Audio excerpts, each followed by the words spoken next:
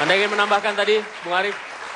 Iya, jadi gini ya, mempertanggungjawabkan adalah salah, saya katakan. Kalau memintai keterangan, oke. Seperti contoh Cebongan, ya kasus Cebongan kan, itu yang bunuh anak buahnya kan.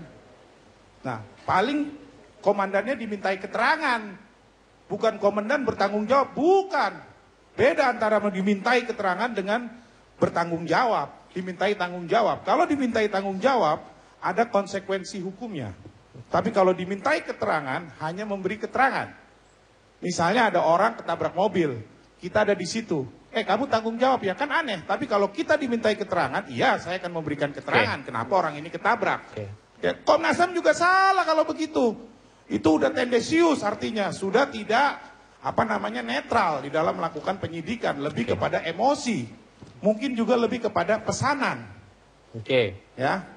Jadi jangan bilang itu Komnas HAM adalah benar. Belum tentu benar penyidikannya, bisa aja itu pesanan. Ya kan, karena Komnas HAM juga kan orang-orangnya itu kan juga merupakan keterpilihannya anggota Komnas HAM itu kan juga dari partai-partai politik. Iya kan, artinya ada pesanan juga untuk menyerang seseorang. Baik, cukup. Silakan. Jadi begini, kalau kita bicara... Ini closing statement ya? Ya, kalau bicara tentang hak asasi manusia, saya sependapat ini harus kita anggap sebagai sesuatu hak yang sangat mendasar dan penting. Dan pencarian keadilan harus kita hargai. Tapi jangan jadikan hak asasi manusia menjadi subordinasi kepentingan politik. Ini yang kita ingin garis bawahi. Dan kalau kita lihat, kita juga harus jujur. Sekarang ini banyak sekali orang yang diduga teroris dan sebagainya, seenaknya ditembak. Kita nggak pernah dengar ya, teman-teman LSM membuat satu pernyataan yang tegas, ya. Tidak dengar, mungkin ada, ya. Atau kurang keras, tidak sekeras ini, gitu ya.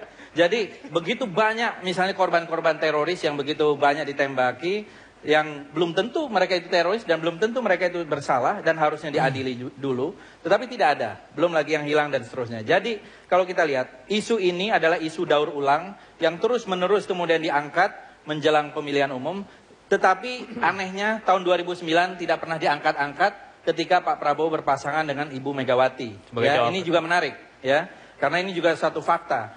Kenapa dulu tidak melakukan hal yang sama? Ya, itu juga satu pertanyaan. Jadi kesimpulan saya untuk sementara ini, kawan-kawan di LSM ini janganlah menjadi alat politik, jangan menjadi komoditas politik. Saya kira tugas dari civil society itu sangat penting juga untuk mengontrol partai politik, DPR, eksekutif dan lain-lain.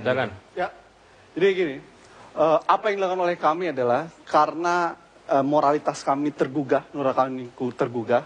Di mana sekian ratus kali korban demo depan istana, khususnya juga korban penculikan gitu ya, keluarga korban penculikan, dan kemudian ada fakta orang hilang yang sampai sekarang belum diketemukan.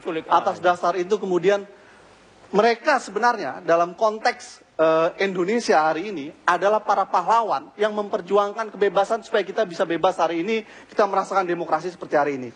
Dalam konteks itu tentu menjadi penting buat kita untuk terus menggugah kepada publik bahwa kita punya hutang sejarah terhadap parameter perubahan itu. Karena kita punya hutang sejarah, maka kita menjadi penting untuk memilih pemimpin yang memang benar-benar bebas dari pelanggaran HAM. Disitulah kerja kita kita lakukan dalam konteks itu sudah mewakili dari Anda dan juga Pak Kiflan. Terima kasih atas kesempatan dan waktunya, Bapak-bapak dan Ibu sekalian. Kita akan lihat perkembangan dari kasus ini seperti apa, atau wacana ini lebih tepatnya seperti apa. Apakah berlanjut atau seperti yang lain-lain tertiup isu yang lain. Kami akan kembali minggu depan. Sampai jumpa.